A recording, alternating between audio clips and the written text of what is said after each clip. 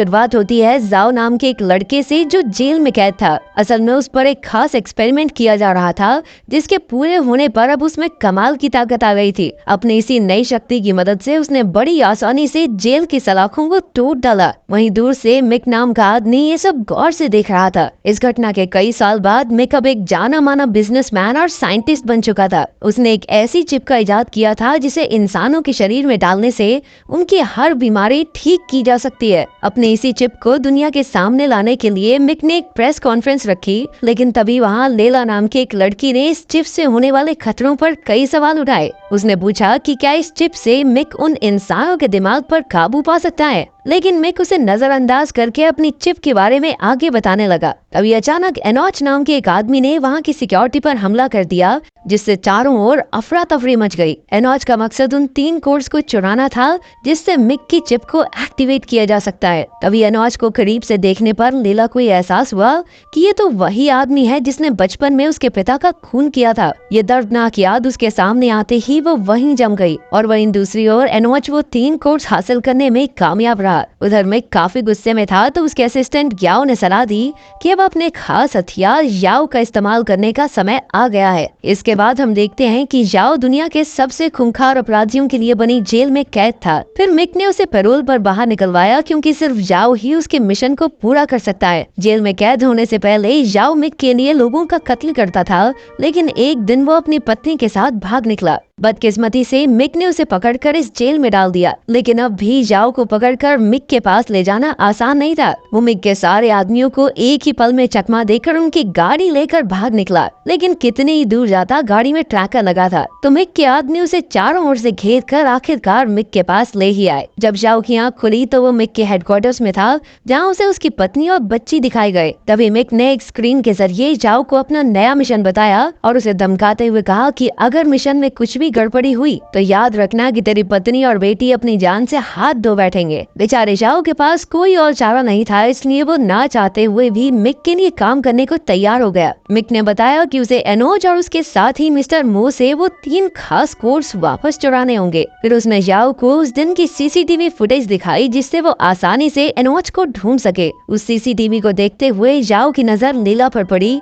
क्योंकि वो एनोच से बात कर रही थी। अब उसने लेला को ढूंढने का फैसला किया जिससे एनोच के बारे में कुछ पता चल सके। इस काम के लिए वो अपने पुराने दोस्त बाजियो के यहाँ पहुंचा जो एक हैकर था। वो इंटरनेट से किसी भी इंसान का कच्चा चिट्ठा ढूंढ निकालने में माहिर था। उसने कुछ ही मिनटों में लेला का पता निकाल कर याओ को दिया और याओ लेला और एनोच की खोज में निकल पड़ा। इसके बाद वो एक पार्टी में पहुंचा जहाँ लेला मौजूद थी। खैर उसने पार्टी में लेला को ढूंढा और उसे खींचकर अपने साथ ले जाने लगा। लेला उससे हाथ छुड़ाने की कोशिश कर रही थी कि तभी उसे याओ की गर्दन पर वो निशान दिखा जो एनोच की गर्दन पर था। ये देखकर वो चुपचाप याओ की गाड़ी में बैठकर अपने घर आ गई। वहाँ पहुँचते ही याओ ने उसे एनोच के बारे में सब कुछ बताने को कहा, लेकिन लेला ने कोई जवाब नहीं दिया। फिर जब याओ ने खुद उसके घर की छानबीन की तो उसे खुफिया कमरा दिखाई दिया। उस कमरे से ये खुलासा हुआ कि असल में लेला एक CIA एजेंट है जो याओ और एनोच जैसे सुपर ह्यूमंस की खुफिया जांच पड़ताल कर रही है। उन दोनों का एक ही दुश्मन होने की वजह से याओ ने लेला से दोस्ती का हाथ बढ़ाया ताकि वो दोनों मिलकर एनोच को पकड़कर उसके माँ बाप की मौत का बदला ले सके। एनोच जैसे ताकतवर और खूंखार सुपर ह्यूमन का सामना करने के लिए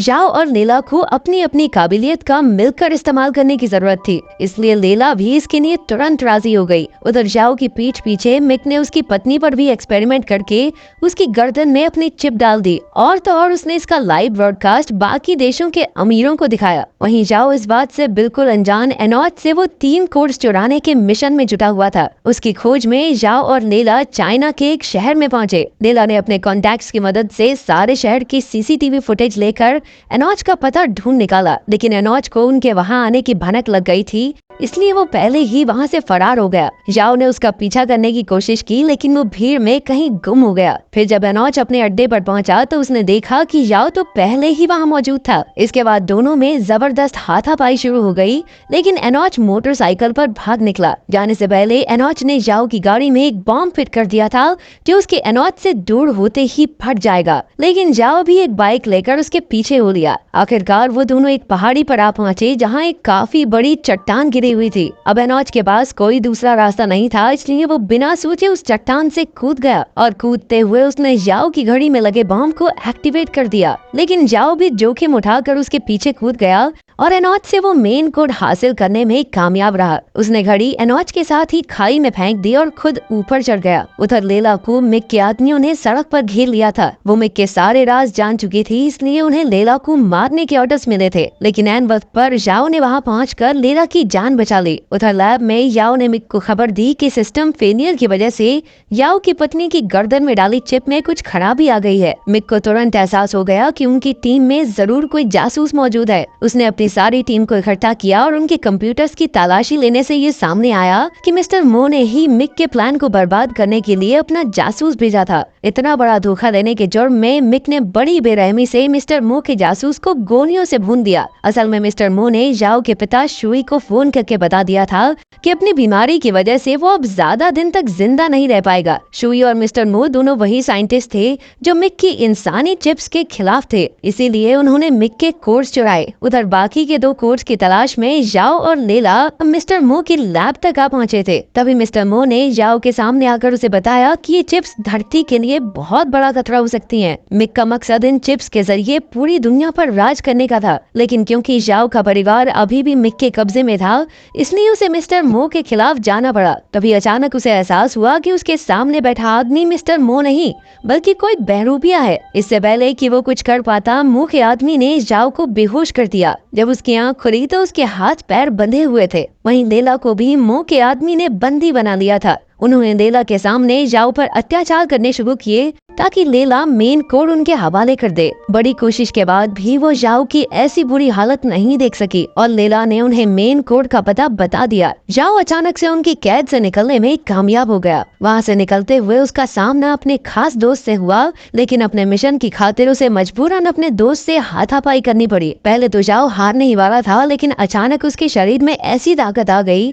जिससे उसने कुछ ही पलों में अपने दोस्त को धूल चटा दी। इसके बाद वो सीधा मिस्टर मो के हेडक्वार्टर्स पहुंचा, जहां उसकी मुलाकात असली मिस्टर मो से हुई। जब मो ने उसे मिक की चिप से पैदा होने वाले खतरे की असलियत बताई तो जाओ को सही और गलत में फर्क दिखाई दिया। मिस्टर मो ने बताया कि मिक ने उसके पीठ पीछे उसकी पत्नी और बेटी में भी वो चिप्स डाल दी हैं। इसलिए जाओ की मदद करने के लिए मिस्टर मो और शुई ने एक ऐसा डिवाइस बनाया था जिसे मिक की बिल्डिंग में ले जाकर उसकी सारी चिप्स खत्म की जा सकती हैं। इस मिशन की जिम्मेदारी जाओ को सौंपकर आखिरकार मिस्टर मो की बीमारी के कारण मौत हो गई। इसके बाद जाओ और लेला शुई की लैब में पहुंचे। अपने बेटे को देखते ही शुई ने तुरंत अपने बेटे से माफी मांगी, लेकिन जाओ अब भी अपने बाप से बहुत गुस्सा था क्योंकि उसने जाओ को बचपन में ही ऐसे एक्सपेरिमेंट का हिस्सा बनाया। फिर शुई ने उसे समझाने की कोशिश की कि वो मिक के जहरीले इरादों के बारे में नहीं जानता था, लेकिन फिर भी जाओ पर कोई असर नहीं हुआ। आखिरकार शुई ने बताया कि असल में ये एक्सपेरिमेंट जाओ के लिवर कैंसर को ठीक करने के लिए था और मिक इसमें कामयाब भी रहा। लेकिन फिर उसने जाओ को अगवा करके उसे दुनिया का सबसे खूंखार अपराधी बना दिया। अब शुई को वो मेन कोड चाहिए था जिसे वो अपने प्रोग्राम में डालकर मिक की चिप्स को बर्बाद कर सकता है। मिक को दुनिया में तबाही लाने से रोकने का बस यही एक तरीका था। आखिरकार जाओ ने शुई को वो मेन कोड दे दिया और लेला के साथ वहाँ से बाहर आ गया। उसे इस बात का दुख था कि इंसानियत को बचाने के लिए उसे अपनी पत्नी और बेटी की कुर्बानी देनी होगी। उधर शुई ने तुरंत चिप्स खत्म करने का काम शुरू किया,